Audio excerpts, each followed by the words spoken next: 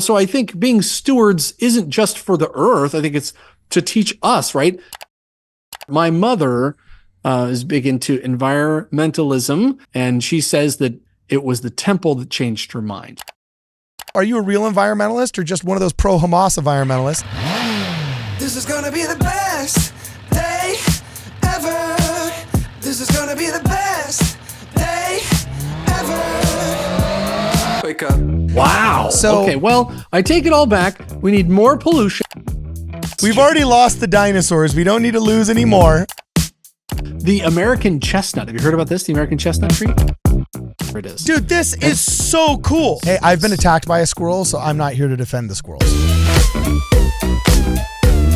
Welcome, ladies and gentlemen, back to Ward Radio. I'm your host, Cardinellis. Today I'm joined via Zoom by Jonah Barnes, the Associate Professor of all things apocryphal. And the title today is How Latter-day Saints Are Serving Others in El Salvador. But Jonah, I don't know if this is just a regular kind of cool LDS charity episode or not, because the other things you upload to the Discord are a picture of a bucket of blood, all right, and a PR ad from the Tennessee Department of Transportation, and a YouTube short of a general authority in the Church of Jesus Christ of Latter-day Saints that sounds completely like Christopher Walken. You know what I'm saying? So I don't know where you're going with this this episode here. Just tell me what's going on. Tell me what's going on. Sounds like your basic Ward Radio episode, a bucket of blood, Christopher Walken, and the Tennessee Transportation Authority all together. I don't understand what's weird about this. It's a perfectly normal Ward Radio episode. So, okay. No, so I was looking up on the church newsroom about the great stuff the church is doing with charity all over the world. There's so much you could get lost for the rest of your life looking at this stuff. But the church had an article about the work, charity work the church is doing in El Salvador, the Dominican Republic, and Honduras. Yeah, wow, look at that. And each place, the church did a different flavor of work down there because of the different needs of the community. So firstly, it talks about the church serving in El Salvador, specifically cleaning up litter that's around there, cleaning up litter and things around buildings in the city. Okay, great. Yeah, basic service project. Rock on. Basic service, right? Talks about the Dominican Republic donating blood donations. I'm sorry. Dominican Republic was beds and food, excuse me. Okay, rock on. And then in Honduras, the church was donating blood. Now, the blood just reminded me, did you ever see the Studio C sketch where they're like, this little girl's life was saved by this anonymous blood donation. And then there's just this creepy bucket of blood left outside of her hospital room. And this guy with this long hair, and he's like, yeah, I just want to help out little Roxy get her blood donations. He's like, so this is a Studio C callback. I see. Yes. Okay, now it's also and we all the hospital also needs kidneys, and then he just has an old black garbage bag full of kidneys, and he's here's some kidneys for you. It's the creepiest thing ever. So anyway, it just reminded me of that. So I just it makes me laugh every time. But okay, I was unfamiliar with this Studio C skit. But it looks like I missed out. I missed out on the good sketch comedy. Okay, cool. So good. But anyways, so the Regional Blood Center of the Honduras Red Cross received blood donations from the Church of Jesus Christ. They're very grateful for it. They said, we thank the Church of Jesus Christ for the support all throughout these years. And they gave them an award for all the work that they've done to a little 70 Elder Marvin Palomo, who's down there. So anyways, great stuff the church is doing with blood donations in Honduras. Great stuff the church is doing with bed and food donations in the Dominican Republic. And then the litter pickup, I thought was actually kind of interesting. Okay. Oh, wow. Okay. Yeah. Hit it. If you've ever been to a foreign country, and I know that you have. Oh, geez. Some of these places, the litter culture is cray-cray. There's literally just everywhere. One empty lot on every city block where people just throw their trash. And then whenever it rains or the wind blows through, it's just what's crazy is they'll clean their personal habitations like crazy. You know what I'm saying? Inside of their own house, impeccable. But then it's like you need to 4-wheel drive over everybody else's trash outside because there is no infrastructure for trash. And it like all just goes into the ocean. And what was it, like 85% of the trash in the Pacific is just from China? You know? Oh gosh. Oh yeah. Like plastic trash in the Pacific. Sorry. Yeah, yeah. In Russia, what they do is they throw their trash on the street, and then a new layer of snow falls on it and freezes it. Then they throw more, and then snow falls and freezes it. And then they throw more, and it stacks up like this all through the winter. And the winter is like 10 months long over there in Siberia, right? Jeez. So just like, so these towers of trash just keep building and building. Then they thaw all at once. Okay. And so when they finally thaw in like July, you get 10 months of trash that hasn't smelled at all of a sudden decomposing and stinking all at the same time. And it is the most horrible smell. And so gross. So finally the weather gets somewhat nice and it thaws, and all the animals, the stray dogs that have been pooping on the snow and peeing, that doesn't go anywhere. It just freezes and waits until July comes, and then it all thaws at the same time, and it is so awful. Oh, by the way, I'm correcting myself in real time. I just looked this up, and according to a 2021 study by Science Advances, China contributes 70,000 metric tons of plastic waste in the ocean each year, which is only 7.2% of all plastic in the ocean. Looks like I was mistaken, and it was making references. The numbers for air pollution are a lot more like air what pollution. I was talking about. Yeah, so not plastic pollution in the water, but still, like, I mean, we're all talking about the exact same thing. Just like an absurd infrastructure and cultural failure that surrounds just trash in the third world. Yeah. So what people don't realize is that actually America used to be this way. In California, we have Glass Beach. All the way up until the 30s, they would just dump it off the cliffs in this one town, and all of the glass bottles crashing on the shore and them crashing over each other has made these beautiful pebbles now, and they've cleaned out the trash, but you can still go collect these gorgeous petals. It's called Glass Beach in Northern California, and it's from all the different types of glass that was thrown in the trash on the shore, but we used to just like literally throw it into the ocean all the way up until less than 80 years ago. That's crazy. I got to look this up. You look it up on Glass Beach, and I'm seeing some slides you put in the Discord here with the Twin Towers in the background. Is it appropriate for me now to put these on the screen as well? Because these look like freaking crazy impressive as well. Did you find Glass Beach? Yes. Yeah, this is how America used to be. Yeah, look at that. It used to be like this.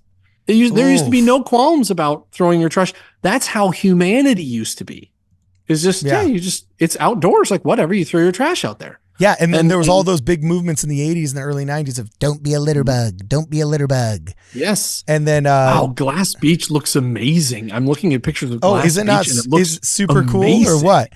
Yeah, so California, Glass Beach. I'm going to put this up on the screen so that all this makes me think. This makes me think we need more pollution. Yeah, it is. At the end of the day, it does actually look absolutely gorgeous enough to make you think like, man, if we could just replicate this, then this would be like absolutely beautiful. But you don't want to you don't want to tempt people with just like throwing away more trash. Yeah, so it's a beautiful California beach now. Wow. But yeah, all of this is just glass shards from just the 50 years of throwing trash over this cliffside onto the beach below. And I mean, you look at some of these close-up pictures. I'm going to put another one up here. And people go there, like photographers go there just to take pictures of I mean, it's stunning. Like, look at these images. This is absolutely that's insane. Crazy, man. Look at that. Yeah, it's gorgeous. It's absolutely gorgeous. Wow. So, okay, well, I take it all back. We need more pollution. Throw your bottles. Throw your bottles onto the banks of the ocean here. Yeah. No, so what happened is the United States used to have this problem too. Everybody had this problem, which was, why am I responsible for, I drive it down the road and I throw it out of my car. And so you had in 1961, it was the Keep America Beautiful campaign or something. They released a bunch of ads trying to say, stop littering, stop littering, stop littering. And there was a bunch of famous ads. You had the crying Indian ad, if you remember the crying Indian ad. Okay, I don't. It was crying over how the world is getting full of pollution. Then they had the Tennessee Transit Authority or something release the car ad, which I have a picture of in the Discord. It's a guy driving in his car, just throwing litter out, just filling the road with litter. And it is the most disgusting. And what it is it's depicting the person doing the littering as this just a wretched, horrible, disgusting individual throwing his trash everywhere. Yeah. And what it did, all these campaigns, and then Earth Day, 1971. Yeah. And all these things started to change the culture of the United States. And so we started to think, littering is a low class thing to do. Littering is what the lower classes do. And so in the 80s, but it became isn't a real it sense of natural pride. to just want to be good stewards of our area? I don't feel like the natural man wants to litter. I don't think people realized that plastics, which were just kind of exploding into the world at that point, don't ever go away. I think people think, well, it's an apple core. Like, what's the big deal? Like, it's an apple core. It's a banana peel. Like, who cares? I think people were having to change to like, the stuff I'm throwing around doesn't ever go away. And I don't think that was ever a thing before. Okay. That makes sense. And so I think it kind of changed our thinking. And so when people became aware of that, like, this pollution is going to affect my children and grandchildren, like, this is stupid, then the culture started to shift in the United States. And the motto for the Department of Transportation Tennessee was, we have met the enemy and he is us. We are polluting our own place. And so now in America, if you pollute, Jonah Barnes will honk at you and point at you and tell you to pick up your crap because you're. So how is this polluting. any different than the women that say, I'm not going to give birth because the world is so horrible? Like, I found the enemy and it's us, and they're on like a birthing strike. Have you it kind of seems like, well, like as much as I agree with this premise, it's like, well, if you take that calculus, you can take it pretty far to a lot of logical conclusions. Well, I don't know. If you take a lot of things too far, then, look, Hershey Kisses are delicious. You take it a little too far and, you end up like Lizzo. So, don't take it too far. But the idea is that, we're stewards of our country. So it's interesting that the church is going into these other countries where people are often poor, and they're saying, let's be stewards, let's pick up, our this litter and stuff and do this, and hopefully trying to inspire that type of change. It is possible to have a cultural shift. It is possible. And I think that's what's kind of really amazing about this, is that that doesn't happen very frequently, that you have an entire nation, entire culture change within a generation, how it behaves. I think it's kind of an amazing thing. And the church is helping to encourage and cultivate that type of change in other places. Are there any scriptures? Is there a scriptural basis for not littering? Are there any kind of doctrinal... Is there doctrinal writ we can point to? Is there a revelation from Joseph Smith? Is there an Old Testament verse or a New Testament verse? Or I don't know, one of your awesome apocryphal, awesome apocryphal tomes. Are there any verses that we can point to as Latter-day Saints that say like, hey, littering is bad? Now, look, I'm not just trying to be some kind of neoliberal stand from the 60s. Okay, but I do feel like, Adam was commanded to be a steward of the earth, name all the animals, so on and so forth.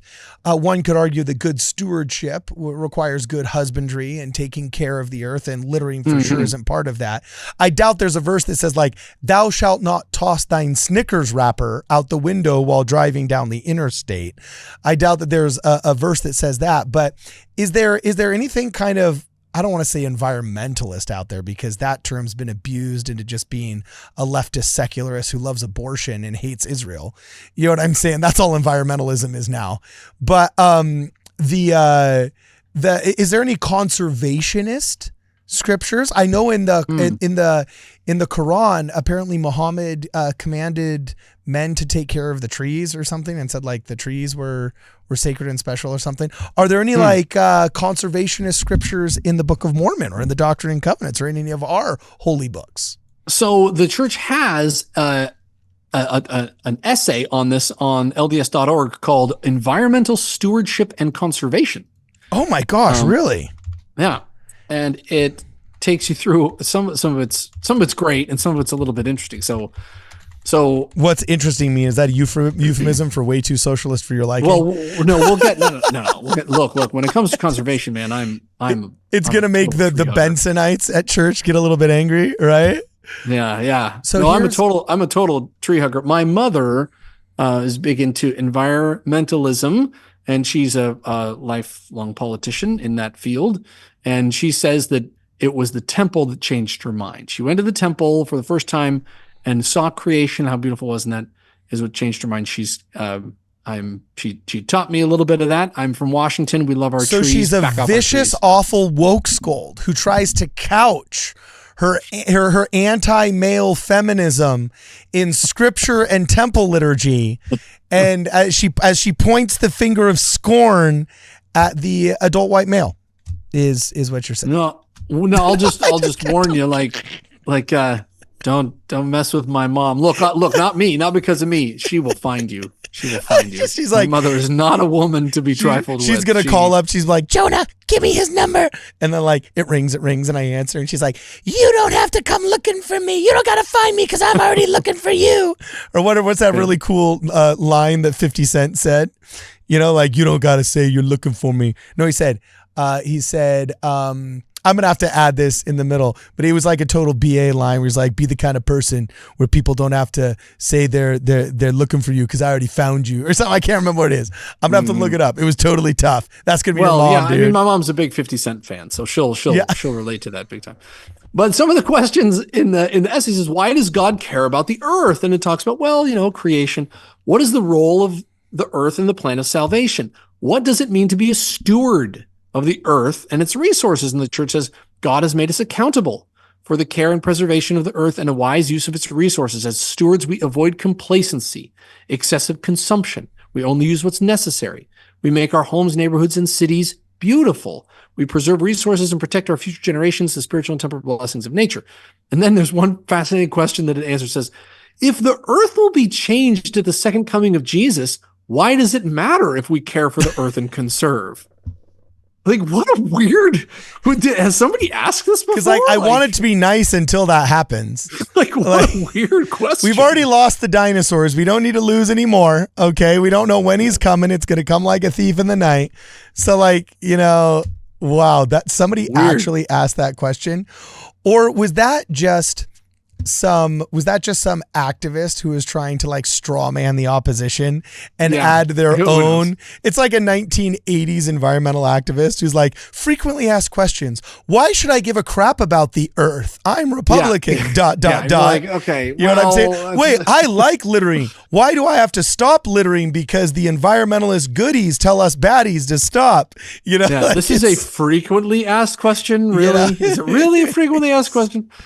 Okay, but wow. No, I mean, when I went through the temple and I thought, being stewards of the earth, that was one of the very first commandments that we got. Number one was to make babies, which is a great commandment. But then it is take care of the earth, be good stewards and have dominion over the earth. So I think that's kind of a big, kind of interesting. But the church is going out there. And the other thing, look, even if you don't care about the earth, not littering and picking up your garbage is soul enlarging.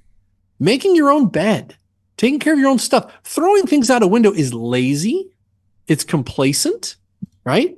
Yeah. It's selfish. Okay. When you stop and go pick that thing up, it is something that, what is it?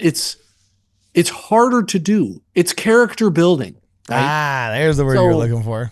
And so I think, being stewards isn't just for the earth. I think it's to teach us, right? If you have good responsibility over a few things, if you're faithful over a few things, he'll make you Lord over many things. And so picking up your garbage, I think is, par for the course. So anyways. So let us know what you guys think in the comments below. What kind of environmentalist are you? What kind of conservationist are you? Are you the blood-sucking hypocrite who likes driving around and saying tisk tisk to everybody and their dog as you drive your Prius, not realizing that it has a larger carbon footprint from all of those batteries in 6 years than a gas-guzzling military Hummer will in its entire lifetime? This is your outro. This is your outro.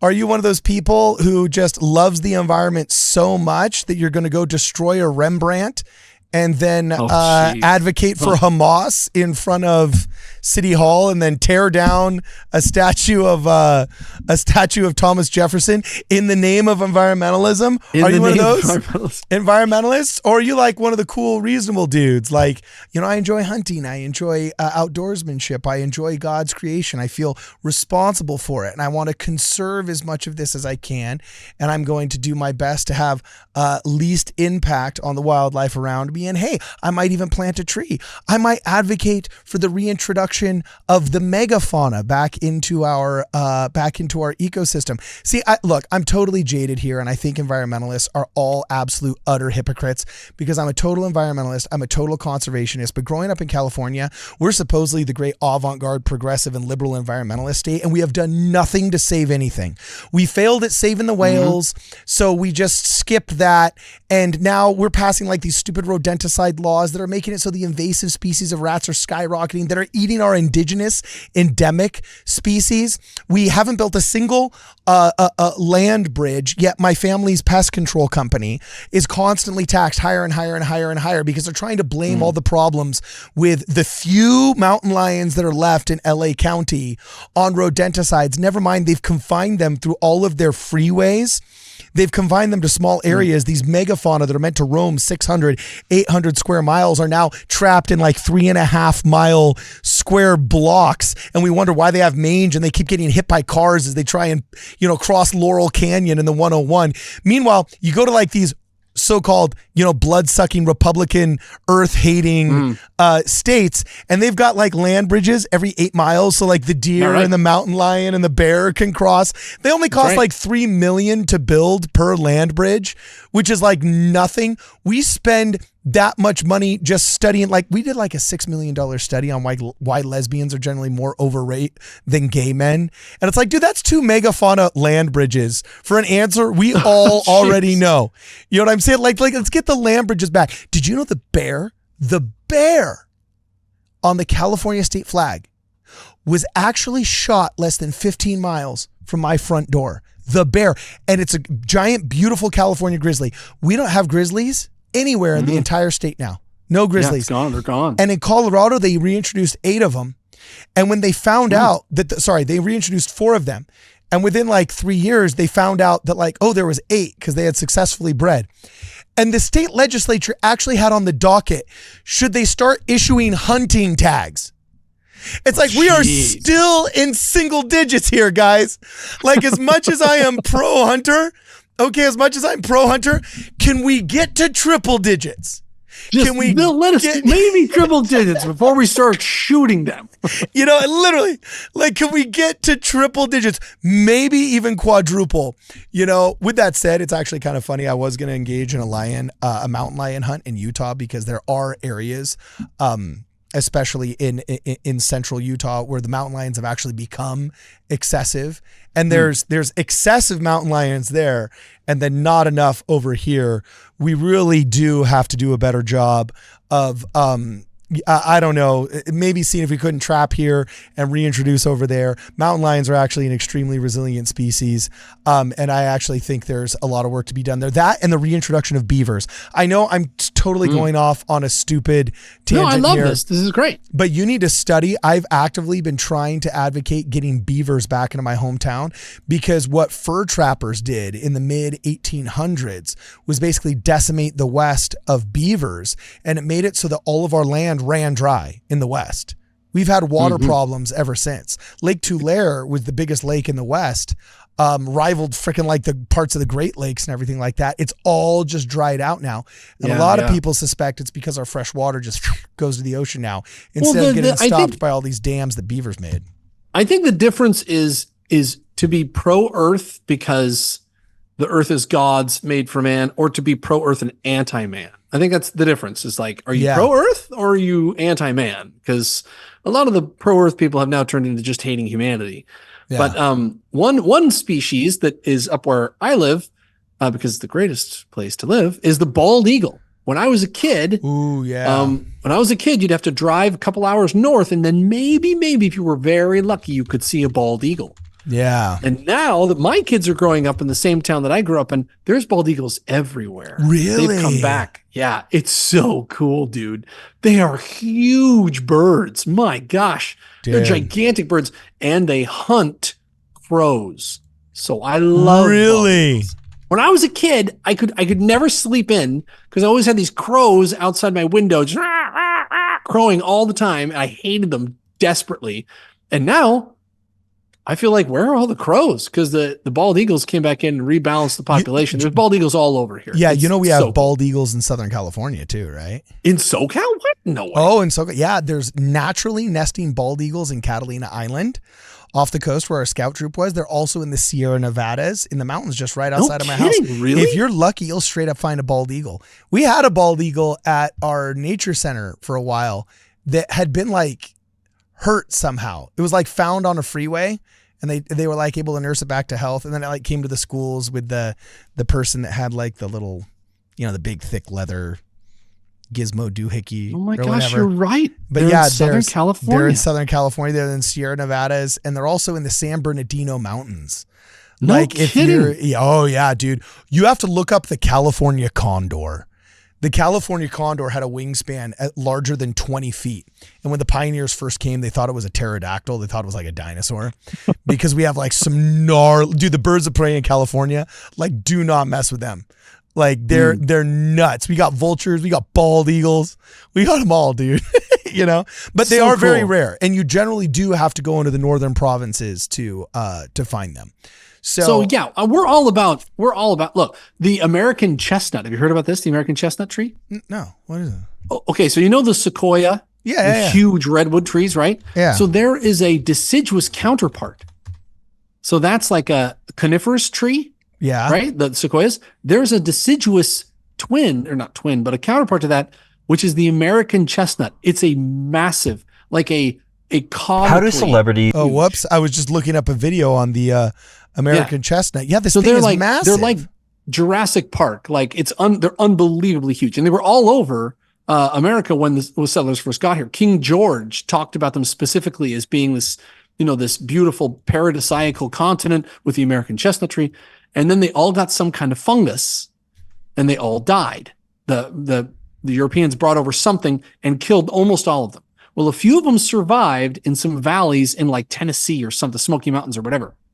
And scientists found them, and they isolated them, and they've been trying to breed a new strain of the American chestnut that is resistant to this fungus, right? To whatever this blight is.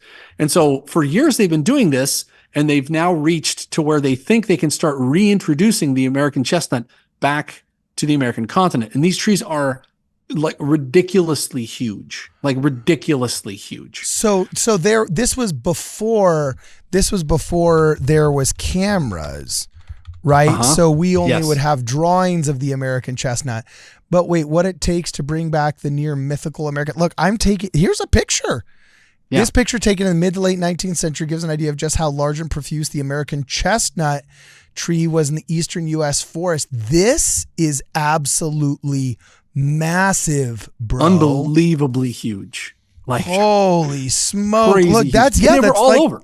That's literally like the redwood, dude. Look at that. It is.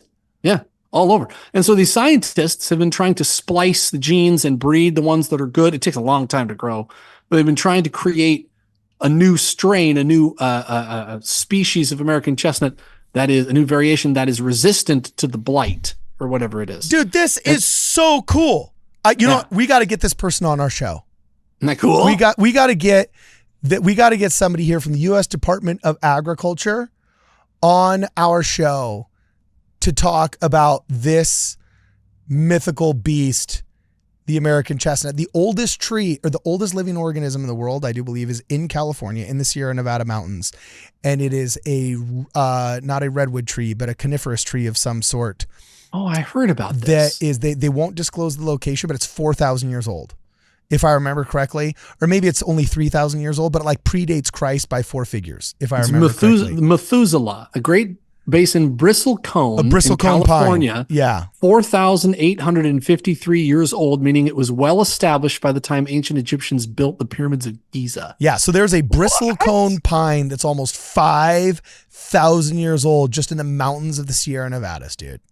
A bristlecone pine straight up. Don't tell people where it is. Oh, no, they won't. And there's another one that's like 100 years younger. That's it. There's another one that they say is like 4,700 years old. And it's like, it's only 4,700 years old. But yeah, the bristlecone pine is gnarly. So anyway, yeah, don't be a litter bug. Let's bring back the great trees. Let's bring back the great animals. Let's reintroduce the megafauna in our life, okay?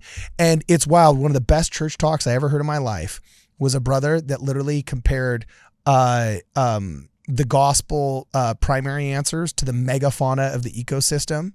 And he said the way we revitalized this ecosystem was we brought back megafauna. And because all of a sudden the megafauna was like hunting the wolves and the deer and the this and the that they stopped exfoliating where the rivers were. And then there was more stuff for the beavers to use, and the beavers started making dams, which made it so that the squirrels ended up, growing. And like what saved the ecosystem wasn't getting rid of the wolves, but reintroducing them. And so he says, what saves your spirituality isn't getting rid of the wolves, but reintroducing them, right? I love it. So I'm like, yeah, dude, that's sick, man. So anyway, let us know in the comments below. Are you a real environmentalist or just one of those pro-Hamas environmentalists? And, I'm just kidding. I shouldn't say that. But it's true. And we all know who I'm talking about. But yeah, let us know if this is ringing true with you. I really do feel we got to be stewards of the earth, and we need to take this more seriously than we do. Neither one of the political parties does. I hate to say it. And I do kind of wonder what kind of position the church could play in this kind of thing. If not just the purchasing of large tracts of land for conservation somewhere. Like, who knows? I don't know. We'll find out. Well, what a great quote from Ezra Taft Benson talking about this very thing during that era when everybody was trying to fix pollution and all these things, is that he said, Jesus Christ changes men and women from the inside out. The world tries to change men and women from the outside in. The world would take men out of the slums, but the Christ will take the slums out of men. I'm going to play this because this is the one where he sounded like Christopher Walken. Now I get why this one was in the queue. Oh, now we got to play it. The world would take people out of the slums. Christ takes the slums out of the people, and then they take themselves out of the slums. All right, rock on. So that's where the quote comes from. So the way to fix these things is not to create a robot that's going to pick up all our trash for us, but to go to these people and teach them the gospel and say, we're stewards of this earth. Let's take good care of it. And people of their own volition go and they build their own character and take care of their own house, get their own house in order, rather than have people with bayonets come in and say, your SUV's too big, and, and persecute people. With that said, the Mark Rober trash picker-upper or ocean robot is pretty dang cool. And I think we need that. You know what I'm saying? Like, it is pretty dang cool. I think we need that. However, member of the church, boom shakalaka right there. It's true. Yeah, we were volunteer seminary instructors together. Wow. Yeah, in my stake. Yeah, he was one of my first interviews at KHTS. Mark Rober. Oh, cool. Before he was like a big deal. Now, he responds to like 1 out of every 10 text messages. He's not going to like how I feel about squirrels. He did a really cool video about how cool squirrels are, but man, up here in the Northwest, I wish bald eagles ate squirrels. Hey, I've been attacked by a squirrel, so I'm not here to defend the squirrels. There you go. I've been viciously attacked, and it was on camera, and it was really funny. So anyway, yes, I've said this like 5 times now, but this time it's real. Let us know what you guys think in the comments below. Okay. What kind of environmentalist are you? What position do you think the church has to play in environmentalism? Is any of this ringing true? Do you think it's just a bunch of hogwash? And had you ever heard Ezra Taft Benson's Christopher Walken impression before? Let us know what you guys think. Let's keep the conversation going. And as always, for this and more, please make sure you check us out at WardRadio.com. This is gonna be the best day ever. This is gonna be the best day ever. Wake up, top of the morning. The bacon is crispy, the coffee is pouring. My meditation is peeling an orange. The bank says I'm already scoring.